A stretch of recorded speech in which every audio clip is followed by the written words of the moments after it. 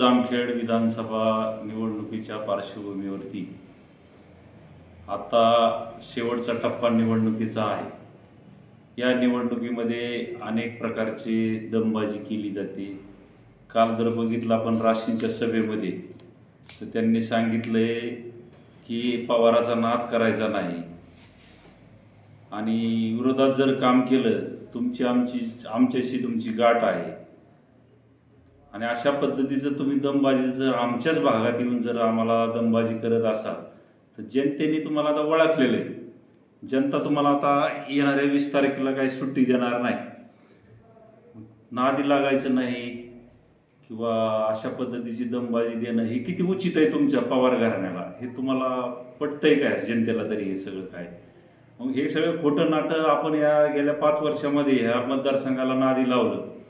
तसं जर बघितलं तर एक साधं उदाहरण तुम्हाला सांगतो की 15 वर्षापूर्वी तुम्ही आमच्या गावामध्ये बारामती ॲग्रोचे शेअर्स घ्या म्हणून फिरत होता कर्जत ह्या कुळधरण दुर्गाव फेरवडी बिनवडी ह्या भागामध्ये तुम्ही 5000 शेअर्स गोळा केले। 5000 शेअर्सची किंमत आहे 5 कोटी रुपये, 10,000 रुपये प्रति ह्यांनी गोळा केले आणि तुम्ही सांगितलं की आम्ही तुम्हाला चांगल्या पद्धतीच्या कारखान्याच्या नफा काही जरी मिळाला डिव्हिडेंड तर आम्ही तुम्हाला वाटप करू।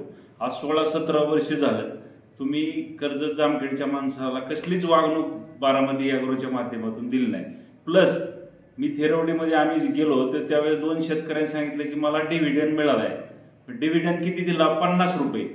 16 वर्षामध्ये तुम्ही 50 रुपये देता म्हणजे शेतकऱ्याची तुम्ही चेष्टा करता। अशा पद्धतीचं लोकांच्या लक्षात आहे ही सगळं आणि तुम्हाला आता जनतेने ओळखले। नवटंकीपणा करायचा, कुठं जायचं, लोकांच्या हातात बोर्ड द्यायचे कार्यकर्त्याच्या, भावी मुख्यमंत्री म्हणायचं आणि भावी मुख्यमंत्र्याचा हा मतदारसंघ आहे। कधी शिक्षण मंत्री म्हणायचं, कधी MIDCचा सही माझ्या उद्योगमंत्री मी स्वतःच उद्योगमंत्री झाल्यावर करणार आहे। अशा पद्धतीचं एक भावुक वातावरण या मतदारसंघात करायचं की मी फार मोठा आहे।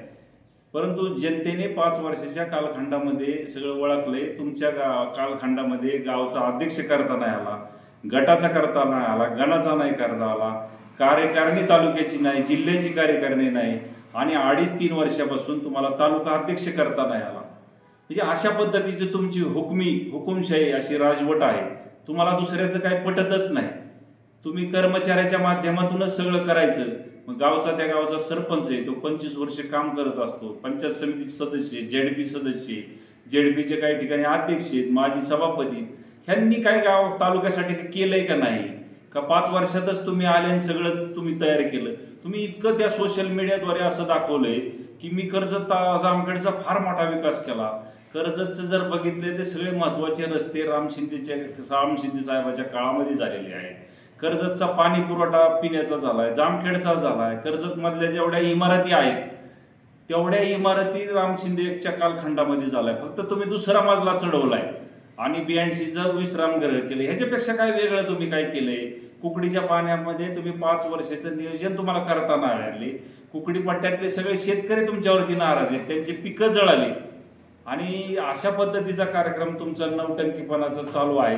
आणि ST डेपोचं जर तुम्ही बघितलं तर 1995 साली आमदार सदाशिव लोखंडे इथं आमदार होते। त्यांनी 96-97 साली 11 एकर काही पॉइंट जमीन ST डेपोसाठी इथं विकत घेतली। त्याचे शासनाकडून पैसे त्या लाभार्थींना दिले। त्याच्यानंतर दुसऱ्या टप्प्यामध्ये ते परत आमदार झाले।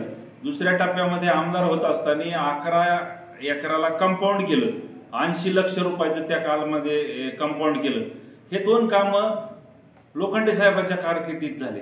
त्याच्यानंतर तालुका अध्यक्ष मी स्वतःच होतो, अजित पवार मंत्री होते 2004-05च्या सुमारास। त्याच्यानंतर आम्ही ST स्टँडला आमची काही मित्र कंपनी आम्ही जाऊन त्यांना 17-18 लक्ष रुपये त्या ST स्टँडला आणले। त्याच्यानंतर ST स्टँड लहान वाटलं म्हणून परत राम शिंदे साहेब आमदार झाले, त्यांनी तिथं 15-16 लाख रुपये टाकले। अशा पद्धतीचा STचा कार्यक्रम तिथं 3 टप्प्यामध्ये झालाय। त्याच्यानंतर राम शिंदे साहेबांच्या कालखंडामध्ये काही डेपोचं मंजुऱ्या मिळाल्या होत्या, परंतु काम थोडं अर्धवट होतं। परंतु परत आमदार रोहित पवार झाले, त्यांच्या कालखंडामध्ये काही ST डेपोचं त्यांचं पण काम झालं। पण ते असं दाखवतात की सगळं मीच केलं, परंतु इथं सगळं जागेपासून सगळं पहिलाच कार्यक्रम आहे। असं काही तुम्ही केलं नाही। रोजगाराच्या बाबतीत जर बघितलं तर तुम्ही रोजगारच देऊ शकत नाही। बारामतीचे सगळे माणसं इथे कॉन्ट्रॅक्टर आहे, पेंटर इथंच आहे, सगळ्या वस्तू तुम्ही तिकडून आणतात आणि मग तुम्ही हार जरी इथं सत्कार करायचा असला तर बारामतीहून येतोय आणि मग तुम्ही कसलं कर्जत जामखेड बारामती करणार आहे? तुमच्या स्टाफमध्ये बघितलं तर एकही माणूस आमच्या कर्जत जामखेडचा नाही. तुमचा आमच्यावरती कसलाच विश्वास नाही. फक्त तरुणाला तुम्ही वेगळं भावूक करता. आता तुम्ही जर रयत शिक्षण संस्थेमध्ये जर बघितलं, रयत शिक्षण संस्था आमच्या भागामधील कैलासवासी आबासाहेब निंबाळकर असतील, बापूसाहेब देशमुख असतील, तुमचे भालचंद्र पाटील असतील, तापकीर सभापती होते पूर्वीचे काकासाहेब, दुसरे काकासाहेब होते, अशांनी अनेक जणांनी रयत शिक्षणचं इकडे संकुलन उभा केलं आणि गावागावामध्ये वर्गण्या केल्या, धान्य केलं आणि त्या इमारती उभा केल्या. परंतु तिथं जी आज तुम्ही नाव दिलंय शारदाबाई पवार, अहो तुम्हाला खूप स्थान होतं तिकडे पुणे जिल्ह्यामध्ये. पुणे जिल्ह्यात तिकडे कुठल्या संस्थेला नाव द्यायचं ना? आमच्या हिताल्यात कैलासवासी आबासाहेब निंबाळकरांनी मंत्रीपद भूषवलं, एक चांगल्या पद्धतीचं काम या तालुक्यामध्ये त्यांचं द्यायचं. त्यांचं नाही दिलं तर गोदड महाराजाचं नाव द्यायचं. तुम्हाला दोन नावं अत्यंत चांगले होते, परंतु तुम्ही आमच्याकडे येऊन असं अतिक्रमण करणं हे अजिबात उचित दिसत नाही. तुम्ही आम्हाला फसवेगिरी करण्याचा कार्यक्रम तुम्ही चालू केलाय. नवीन जर पर्व बघितलं, तुम्ही सांगितलं आम्ही नवीन पर्व आले. अहो पंचायत समितीमध्ये 3,000च्या पुढे विहिरी मंजूर झाल्या. आपल्या संपूर्ण शेतकऱ्याचे 25,000 ते 45,000पर्यंत पैसे तिथं भ्रष्टाचार मोठा झाला. तिथं अनेक पेपरला बातम्या आल्या. कधी आमदार बोलले? एक व्हिडिओ 14-15 कोटी रुपये घेऊन इथं सगळे अधिकारी घेऊन बदली करून घेतली. तिथं चकार शब्द हे बोलले नाही. नगरपंचायतमध्ये पहिली स्थिती जर बघितली तर अत्यंत चांगली होती. 105 कोटी त्यांचं डिपॉझिट होतं त्यांच्यापाशी, परंतु आज पगाराला तिथं पैसा नाही, स्वच्छता नगरपंचायतची नाही आणि तिथं एक शिवो आले होते. तो शिवोने इथं जवळजवळ 3.5-4 कोटी रुपयाचा भ्रष्टाचार करून गेले आणि त्या शिवो इथं त्या शिवोची त्यांची आई साहेब सत्कार करतात. ते म्हणतात असा शिवो इथं लाभणार नाही. मग तुम्ही सांगा, नवीन पर्व तुमचं काय नुसतं भ्रष्टाचार करण्यासाठी इथं आलंय का काय? जर बघितलं तर राम शिंदे साहेबांनी सगळ्या देवस्थानला पैसे दिलेले आहेत. पर्यटन मधून असतान, तीर्थक्षेत्रामधून असन, सगळ्या आपल्या कर्जत जामखेड म्हणजे जेवढे देवस्थान त्याच्यामधून आज फार मोठा रोजगार आपल्या लोकांना मिळणार आहे.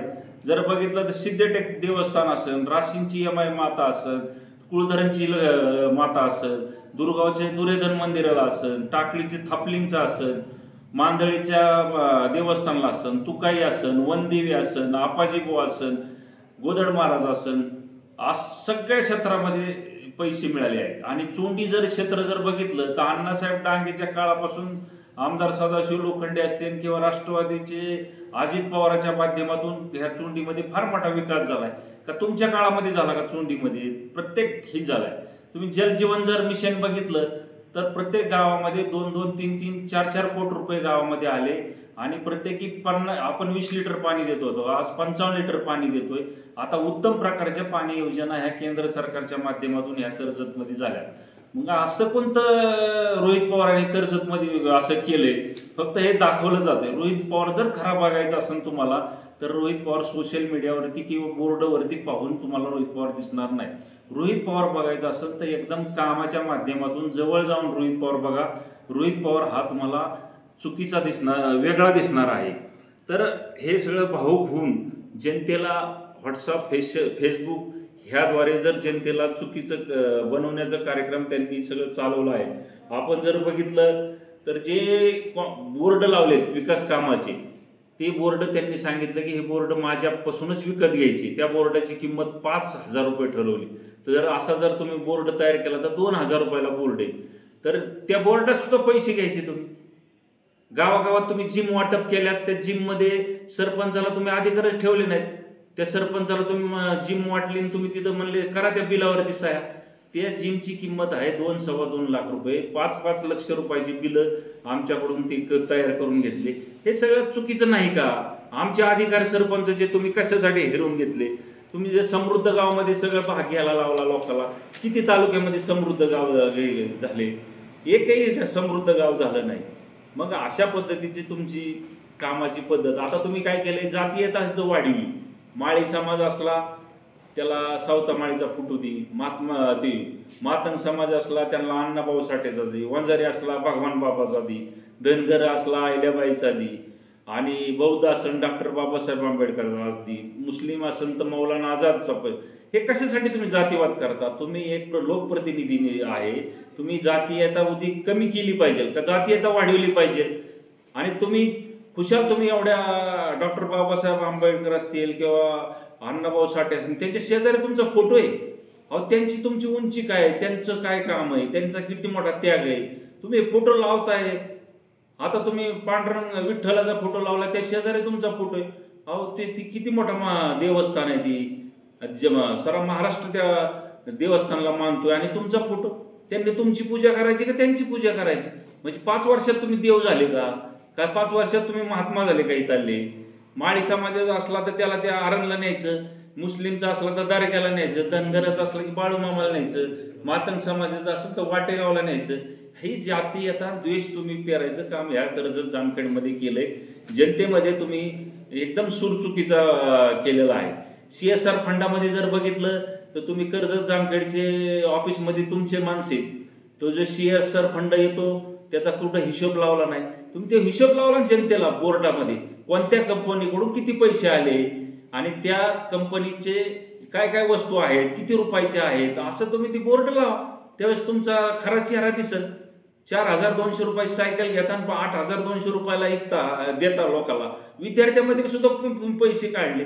त्याच्यात तर तुमचा प्रामाणिकपणा आहे का? इकडे दाखवायचं मी शाळेतल्या मुलाला खूप काही देतो, बाटल्या देतो, कंपास देतो, परंतु तुमचा लपंडाव डाव वेगळा आहे. आणि इथं करण्याचं काम काय?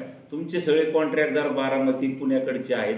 आमच्या भागातले कॉन्ट्रॅक्ट काम तुम्ही देऊन त्यांची टक्केवारी काढून अशा पद्धतीची कामं तुम्ही या भागामध्ये केलेलं आहे. आता तुम्ही जर खेडचा आष्टीचा पाणी पुरवठामध्ये तुम्हीच लोकांना भडकून दिलं की हे काम करून देऊ नका, आपली 10 फूट जागा जाणार आहे, आपलं पाणी जाणार आहे खेडचं तिकडे त्या भागामध्ये.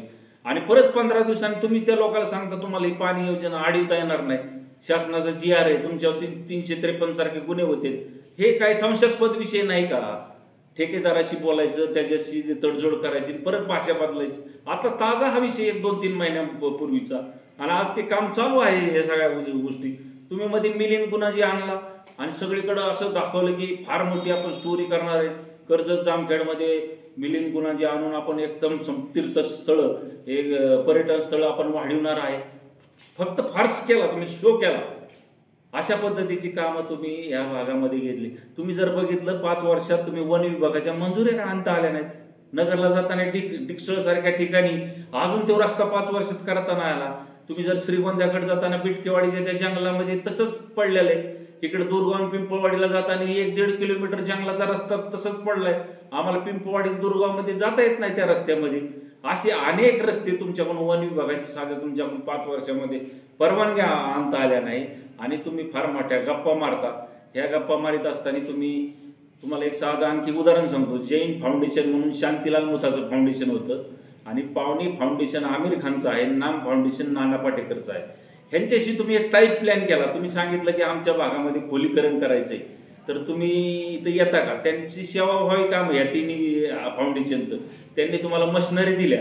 मशिनरी देत असताना तुम्ही गावात खोलीकरणाचं एक आव्हान केलं, दौंडी दिली, आणि देत असताना तुम्ही जनतेकडून डिझेल गोळा केलं आणि शांतीलाल मुथाचं कुठं नाव येऊन दिलं नाही. पाणी फाउंडेशनवाल्याचं नाव आमिर खानचं येऊन दिलं नाही. त्यांचे बोर्ड तुम्ही मशिनरीवरचे काढले आणि तुम्ही स्वतः रोहित पवार आणि आईचा बोर्ड तुम्ही तिथं लावला. अहो, ज्यांनी मशीन दिली, ज्यांचा त्याग आहे त्या संघटनेचं, त्यांचं तुम्ही नाव कुठे येऊन दिलं नाही. त्यांचं धोरण असं आहे की महाराष्ट्रातल्या ज्या शेतकऱ्यांनी आत्महत्या करू नये, त्यांना पाणी 1-2 पिकाला मिळण्यासाठी द्यावं. आम्ही ते खोलीकरण किंवा शेत तलाव किंवा अनेक मदत करत असतात. त्यांचं साधं तुम्ही त्या तिन्ही संघटनेचं नाव घेतलं नाही आणि तुमचे बोर्ड तिथं लावले. अशा पद्धतीचा नौटंकीपणा या भागामध्ये कामामध्ये तुमचा चालू आहे. आणि दुसरं जर बघितलं तर आमचं ते कुंडलिक जायबाई माजी सरपंच दुर्गावचे, त्यांच्या जमिनीमध्ये तुम्ही भ्रष्टाचार केला. त्या जमिनीमध्ये तुम्ही त्यांचे पैसे न देता तुम्ही 2,60,00,000 रुपयाला जमीन विकली 64 लाखाला. हा काय तुमचा खोटेपणा नाही का?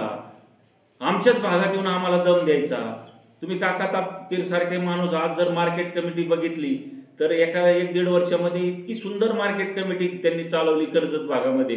आज सगळे व्यापारी इथं आहेत. कांद्यासारखं खरेदी सुद्धा इथं होती. सगळे ज्वारी, बाजरी, गहू काय जे असं इतकं मार्केट मोठं त्या माणसाने चालू केलं.